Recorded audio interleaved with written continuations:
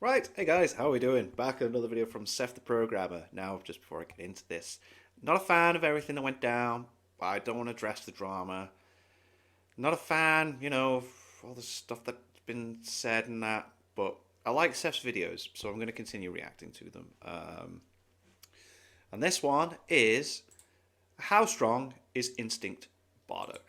Always a very interesting take with these videos. So yeah, and I've noticed that he's done Naruto versus Luffy versus Ichigo versus Goku or something like that. I'll probably check that out as well. So I think that'll be pretty cool. So yeah, let's get into how strong is Instinct Bardock. Oh, Bardock, dear. the father of Goku, who for a long time was always up there in strange popularity with the legendary super. I mean, he didn't need to put that in the intro. He could have just done it like some. So he's that's annoying. He's addressed that things have happened. But anyway. Super Saiyan Broly, Gogeta, Cooler, and all the other heavy hitters from the movie universes when it came down to the Dragon Ball fandom. Always being featured prominently in video games over many others for a long time, and even getting his own constructive stories that would In Super, yeah.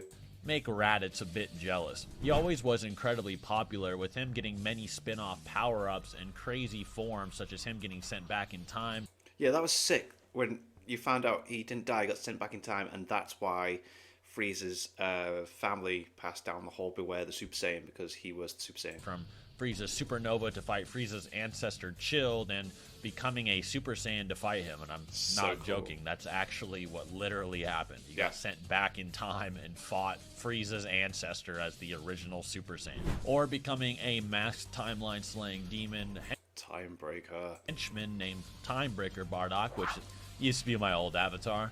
And he's gotten a Oh, he's just changed it to Seth, hasn't he? I just realised, yeah. lot of alternate media and attention outside of the main story, but he has almost never gotten any main timeline respect outside of one little manga panel in the Frieza saga of him battered and beaten, facing off against Frieza alone at the extinction of the Saiyan race, He's recognizing until him now as he's in losing Dragon Ball against Goku, Super, with yeah. Dragon Ball Minus, Dragon Ball Super Broly, and Dragon Ball Super's manga sort of expanding what we actually know about him, Pretty cool, but at the same time, a bit. especially in Impulse. the manga version, where we finally can look into the soul of Bardock and what makes him tick as a person and fighter for really the first time in canon ever, and basically learning this is where Goku got those hands from. Oh, For yeah. the longest time, Bardock's main appearance and power set was from what we learned in the Bardock Father of Goku special, released all the way back in 1990. So cool, but Toriyama didn't have anything to do with this except for the designs, does he? With this depiction even being the version we saw in Frieza's one-panel flashback.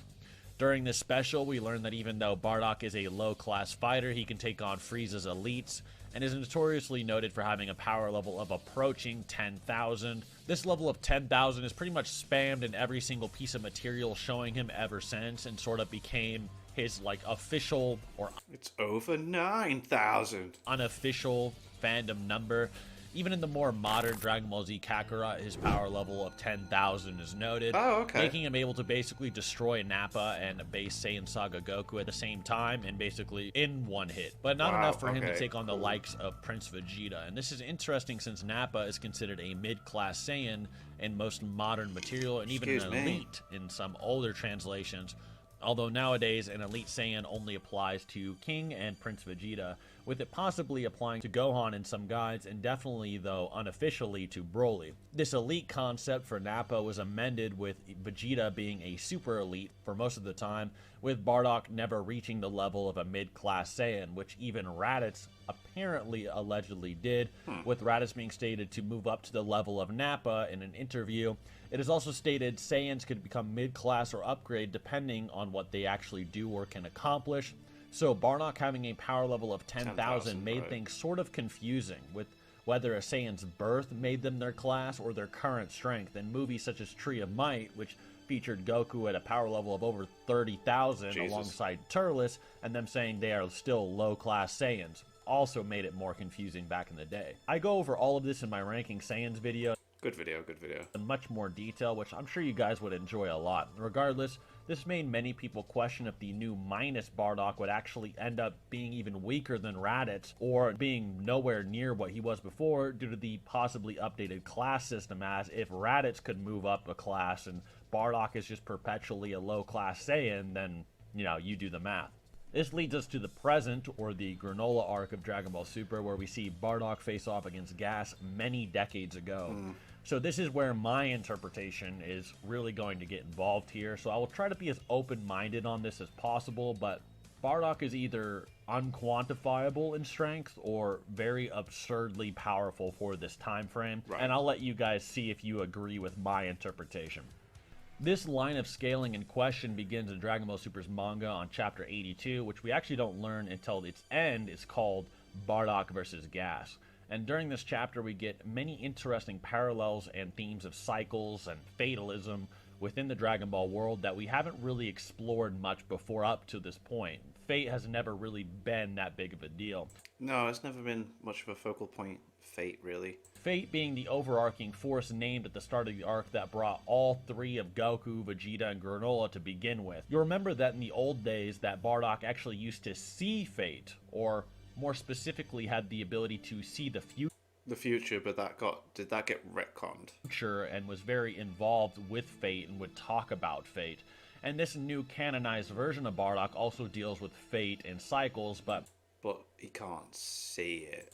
In a less literal and maybe contrived way, in which his will and desires transfer to Goku and his family, especially through the use of the Dragon Balls at the end of the arc, as controversial as it is.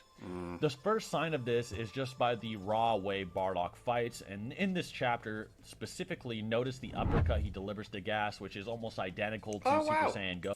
Yeah, it is. I mean, not the... Well, Gas is smaller in size, isn't he? But that's cool. Goku versus Frieza. Super Saiyan Goku and Bardock have a ton of things to go into, with Super Saiyan Goku being almost the conclusion of Bardock's fate and decisions, which makes it very fitting that the hands Goku threw were symbolically similar to how actually Bardock would have fought Frieza in that same situation. Right. During chapter 82, it's just one uppercut, but I'll go over the many more examples as they appear, and how they may apply to not just Goku, but actually Gohan as well. And perhaps something even more further and intrinsic, such as an instinct that all of Bardock's line would actually inherit if they dive deep enough into themselves. Regardless though, just Bardock throwing hands with base Gas normally actually convinces Gas that Bardock was a powerful fighter and that they were perhaps wrong that only low-class fighters were actually sent to the planet. This may be indicative that Bardock at the very least had a hidden battle prowess about him that he doesn't really care to brag about or doesn't tell anyone, or his true powers come out in life and death combat one-on-one situations. Yeah, I reckon it could be something like that. But yeah, he doesn't seem like the kind of person that would brag. Bit of it, they've made him different in this, haven't they? Like, I feel like the original version of Bardock would have been very much like, yeah, I'm a warrior, I'm cool, blah, blah. But then this version is keeps to himself, very reserved. But at the same time, yeah, could be getting Zenkai boosts and shit going on here that aren't normally calculable or seeable through a generic scouter reading. What's weird though is that Gas actually makes this judgment on Bardock's status very calmly, as an entire combo Bardock throws at him doesn't even damage or scratch him whatsoever, showing that Gas not only believes he is above low-class Saiyans by a high degree, but above possibly even mid-class to the point that them not even being able to scratch him doesn't shock him whatsoever. Meaning fighters such as Raditz and potentially Nappa wouldn't even damage Gas at all. In chapter 83, Bardock vs. Gas 2, Bardock throws more combos and Gas just powers up slightly, as Gas has the ability to suppress his battle power, a fact that only interests and actually excites Bardock further. It's also stated that Gas is far from full power, something that should probably be noted as probably less than even half, more akin to Frieza toying around with Goku when they first started fighting, as usually fighters at half power are more serious or threatened. Also, far from full power, might be a bit of an exaggeration if you're using over half of it, or 70% or something Yeah, like that's like quite close. that. This is important as Gas was already not trying before he powered up to a state far from full power, which he thought a mid-class Saiyan couldn't even scratch. During this chapter, Bardock also shows a classic Dragon Ball resistance to forced BFR, or battlefield removal, by the 2-ball Shenron Tarambo, and Tarambo is probably weaker than Earth's Shenron, as Monaito is known to have a power level even less than King Piccolo, at least in present times, with Bardock measuring Monaito's power level to be 213 when serious. Quite low. This is even less than post-time skip Saiyan Saga Kami, who many don't know actually got weaker, was at 220 in V-Jump, which made him less than 22nd and 23rd Budokai Kami, who could easily flick away while not even trying a Goku stronger than King Piccolo, who had a power level of 260. This means that characters weaker than a power level of 213, and probably even weaker than Bardock in general, can't teleport him places against his will. This is a very underestimated and under-talked about hacks that Saiyans possess that I actually quite appreciate.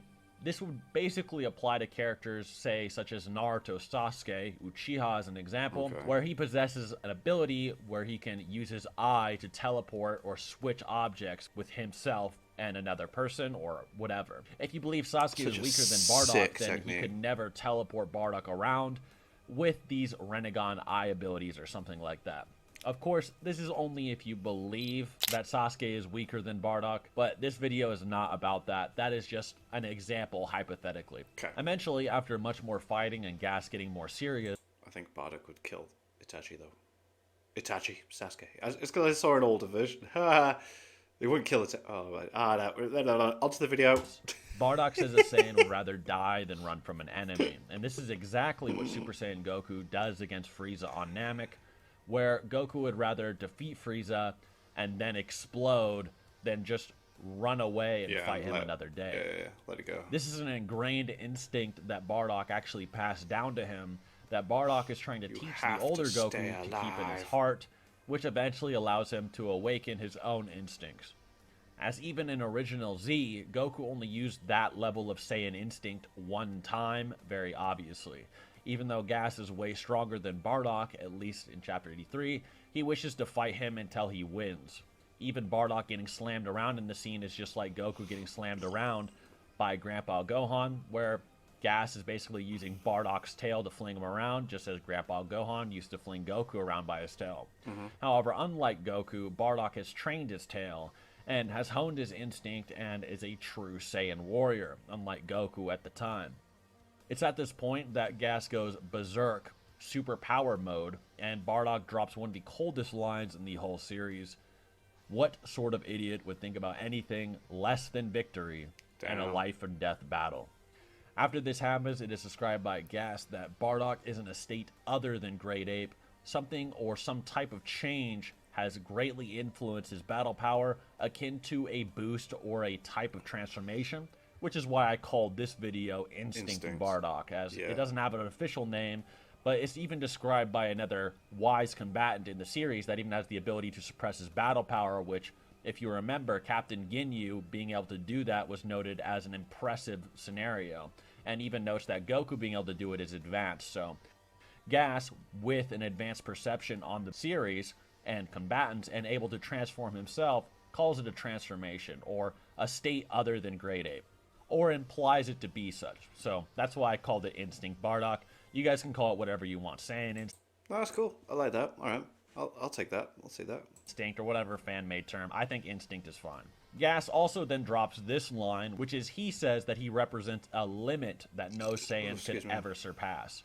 This is a pretty important line and is what kind of shaped my opinion about what I'm about to get into here, as even suppressed Gas thought he could mop mid-class Saiyans, and now he's just flat out saying that no Saiyan could ever reach his level, period. On Namek, we learned that Saiyans being at a power level of around 30,000 is still within their expectations a bit of the Frieza Force, with 30,000 being considered around peak Saiyan level, or the Vegeta that kind of got squashed by Raccoon. When Saiyans start to reach a power of 40,000, it then starts to be considered absurd, and a power level of 60,000 is considered actually a level of mutant by Captain Ginyu and Jace, in which all of the Ginyu Force are considered mutants of their species that have abnormally high power levels. So 60,000 would be sort of a Ginyu Force, a mutant-esque Saiyan power level. With the narrator then saying Goku was surpassing what Saiyans were even supposed to be capable of before he even landed, with him landing with a power level of 90,000. Considering the Saiyans went extinct a long time ago, A lot of numbers. I forgot how much numbers are thrown around in these videos, but we are still focusing. I do believe the Ginyu Force is saying 30 to 50,000 should probably be where a peak Saiyan or a peak Saiyan's potential should really be, even then that being absurd. And if Gas holds a similar belief, then E2 is probably over this level, probably above the 50 through 60,000 range when rampaging or similar to. This is of course even worse if you think Gas is talking about great apes included, which would then of course be into the hundreds of thousands, as Saiyans could be over a level of 10,000 in base, and great apes canonically increase your battle power by 10 times. It's even worse when you consider some Saiyans can do it manually. They can actually create their own moves like and do Vegeta it. did. Yeah. This conclusion is even further supported when you actually read into Toyotaro's statement and opinions about the strength of the Heaters and other characters before Gas and Granola wished to be the strongest in the universe, in which he compares them more to Abo and Kato from the Yo, Son Goku and his friends return special. Abo and Kato are commonly compared to Frieza and face off The two weird coloured things that fuse together, and that's Vegeta's brother, isn't it? against a rusty Goten and Trunks with their multi-form techniques. The Frieza they would be being compared to is probably base Namek Frieza, who had a power level of 530,000, as Frieza being able to transform was a strange concept that really only Zarbon knew, Zarbon being one of Frieza's closest generals, who probably was told by Frieza he could transform after showing Frieza his true form. Yeah, probably that makes sense. Yeah, because Dodoria didn't have a transformation, and none of the Ginyu Force had a transformation either. Himself, and this also shocks Vegeta and was clearly secret knowledge.